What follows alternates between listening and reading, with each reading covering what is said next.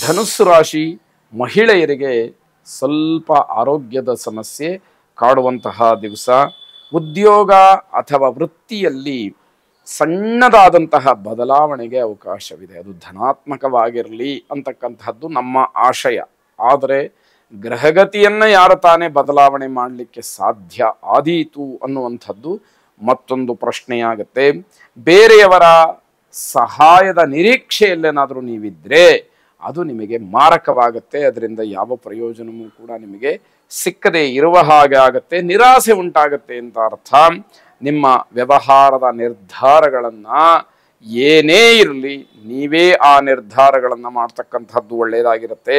ಮಕ್ಕಳಿಂದ ತುಂಬ ಸಂತೋಷವಾಗ್ತಕ್ಕಂತಹ ದಿವಸವಾಗಿದೆ.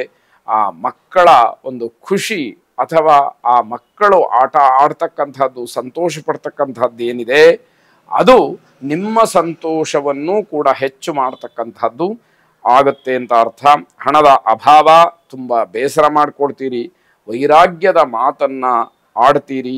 ಗುರು ದತ್ತಾತ್ರೇಯರನ್ನ ಪ್ರಾರ್ಥನೆ ಮಾಡಿ, ಜಟಾಧರಂ ಪಾಂಡುರಂಗಂ ಶೂಲಹಸ್ತಂ ಕೃಪಾನಿಧಿಂ ಸರ್ವರೋಗಹರಂ ದೇವಂ ದತ್ತಾತ್ರೇಯಮಹಂ ಭಜೆ ಎಂಬುದು ನಿಮ್ಮ ಪ್ರಾರ್ಥನೆಯಾಗಿರಲಿ.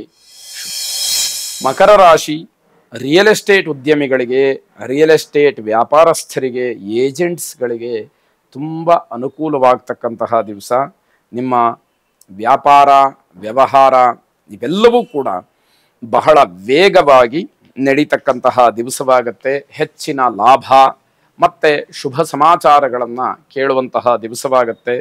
ಆದರೆ ಎಲ್ಲೋ ಒಂದು ಕಡೆ ನಿಮ್ಮ ತಪ್ಪು ನಿಮ್ಮನ್ನು ಕಾಡುತ್ತೆ. ಪಾಪ ಪ್ರಜ್ಞೆ ಅಂತ ಏನು ಹೇಳ್ತೀವಿ ಅದು ನಿಮ್ಮನ್ನು ಕಾಡುತ್ತೆ. ಯಾವತ್ತೋ ನಾನೇನು ತಪ್ಪು ಮಾಡಿದ್ದೀನಿ, ಆ ತಪ್ಪನ್ನು ತಿದ್ದುಕೊಳ್ಬೇಕು, ಸರಿಪಡಿಸ್ಕೊಳ್ಬೇಕು, ಇನ್ನು ಮುಂದೆ ನನ್ನಿಂದ ಆ ರೀತಿಯ ತಪ್ಪುಗಳು ಆಗಬಾರದು ಅನ್ನುವಂತಹ ಎಲ್ಲ ಯೋಚನೆಗಳು ಕೂಡ ನಿಮ್ಮ ಮುಂದೆ ಬರುತ್ತೆ. ಸ್ವಂತ ಬುದ್ಧಿಯಿಂದ ನಿಮ್ಮ ಕೆಲಸವನ್ನು ಮಾಡಿ. ಯಾರೋ ಹೇಳಿಕೊಡ್ತಾರೆ ಅಥವಾ ಇನ್ಯಾರೋ ಜೊತೆಗಿದ್ದಾರೆ ಅನ್ನುವಂತಹ ಭಂಡ ಧೈರ್ಯ ಖಂಡಿತವಾಗಿ ಬೇಡ ಅಂತ ಅರ್ಥ. ಬೇರೆಯವರನ್ನ ಅನುಸರಿಸಿ, ಆದರೆ ಅನುಕರಿಸಲಿಕ್ಕೆ ಹೋಗಬೇಡಿ. ಅದು ಬಹಳ ಎಚ್ಚರಿಕೆಯನ್ನು ವಹಿಸಿ ಮಾಡಬೇಕಾದಂತಹ ಕೆಲಸವಾಗತ್ತೆ. ನಿಮ್ಮ ರಹಸ್ಯವಾದಂತಹ ವಿಚಾರಗಳಿಂದಲೇ ನಿಮಗೆ ತೊಂದರೆಯಾಗುತ್ತೆ. ಯಾವುದೋ ಒಂದಷ್ಟು ವಿಚಾರಗಳನ್ನು ಎಲ್ಲರ ಹತ್ರನೂ ಕೂಡ ಮುಚ್ಚಿಟ್ಟಿರ್ತಕ್ಕಂಥದ್ದು, ನಾಳೆ ಇನ್ಯಾರೋ ಅಪರಿಚಿತರಿಂದ ಆ ವಿಷಯಗಳೆಲ್ಲ ತಿಳಿಯುವಂಥದ್ದು, ಇದು ನಿಮಗೆ ದೊಡ್ಡ ಥರದ ಅವಮಾನಕ್ಕೆ ದಾರಿಯಾಗತ್ತೆ. ಮಕ್ಕಳಿಂದ ಸಮಸ್ಯೆ ತೊಂದರೆಗಳು ಇದೆ, ಆದರೆ ಅವರ ಬಗ್ಗೆ ತುಂಬ ಗಮನ ಇರಬೇಕು.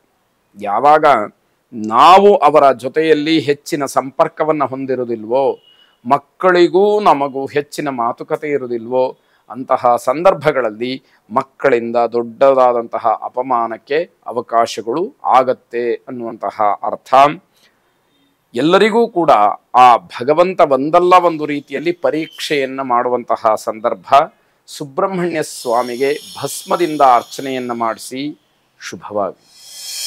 ಕುಂಭರಾಶಿ ನಿವೃತ್ತಿ ಜೀವನವನ್ನು ನಡೆಸ್ತಾ ಇರತಕ್ಕಂಥವ್ರಿಗೆ ಬಹಳ ಶುಭವಾದಂತಹ ದಿವಸ.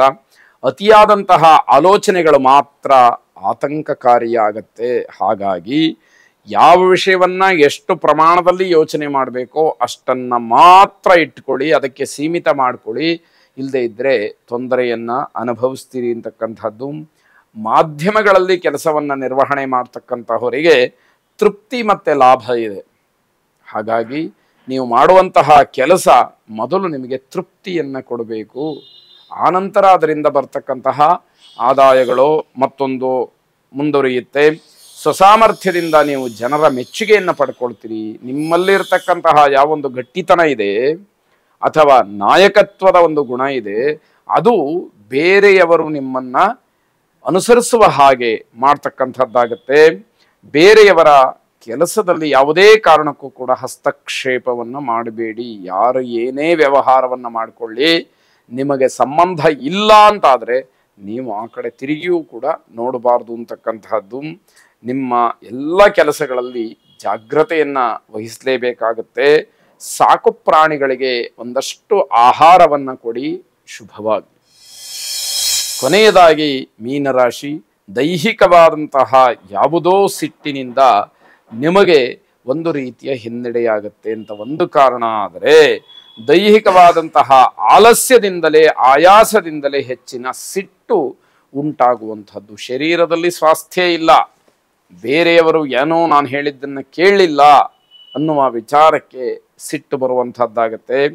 ನಿಮ್ಮ ಶಕ್ತಿ ಸಾಮರ್ಥ್ಯ ಎರಡನ್ನೂ ಕೂಡ ಸರಿಯಾಗಿ ವಿನಿಯೋಗ ಮಾಡಿಕೊಳ್ಬೇಕು, ಆಗ ಮಾತ್ರ ಅದಕ್ಕೆ ಒಂದು ಸಾರ್ಥಕತೆ ಅನ್ನುವಂಥದ್ದಿರುತ್ತೆ.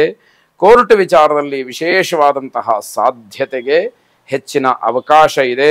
ಆಸ್ತಿಯ ಬದಲಾವಣೆಯಿಂದ ಮನಸ್ಸಿನ ಮೇಲೆ ಒಂದಷ್ಟು ಪರಿಣಾಮವನ್ನು ಬೀರ್ತಕ್ಕಂತಹದ್ದು, ಸಮಾಧಾನ ಸಿಕ್ಕುವಂಥದ್ದಾಗತ್ತೆ. ನಿಮ್ಮ ಬಂಧುಗಳಲ್ಲಿ ಮಂಗಳ ಕಾರ್ಯದ ವಿಚಾರವಾಗಿ ಒಂದಷ್ಟು ಸಮಾಧಾನ ನಿಮಗೆ ಸಿಕ್ಕುವಂಥದ್ದಾಗತ್ತೆ. ಆರೋಗ್ಯ, ಹಣದ ಸಮಸ್ಯೆ ಇವೆರಡನ್ನೂ ಕುರಿತು ಸರಿಯಾದಂತಹ ನಿರ್ಧಾರವನ್ನು ಮಾಡಲೇಬೇಕಾದಂಥದ್ದು. ವಿಶೇಷವಾಗಿ ಶ್ರೀರಾಮ ಪರಿವಾರ ದೇವತೆಗಳನ್ನು ಪ್ರಾರ್ಥನೆ ಮಾಡಿ ಶುಭವಾಗಿ.